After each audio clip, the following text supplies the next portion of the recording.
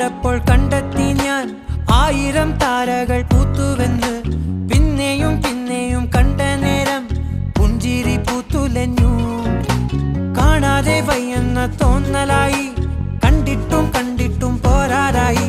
തൊട്ടപ്പോൾ ആത്മാവിൽ തേൻ നിറഞ്ഞു, പൂ പോലെ നീ വിരിഞ്ഞു. ഉള്ളിൽ ഒളിച്ചൊരു